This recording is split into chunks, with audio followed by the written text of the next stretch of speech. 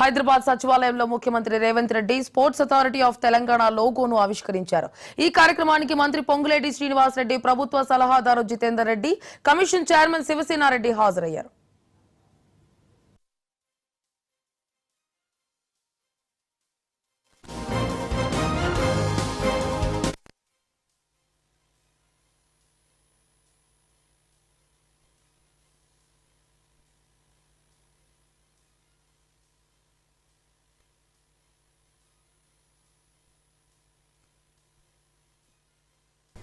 హైదరాబాద్ సచివాలయంలో ముఖ్యమంత్రి Revanth Reddy sports authority of Telangana లోగోను ఆవిష్కరించారు.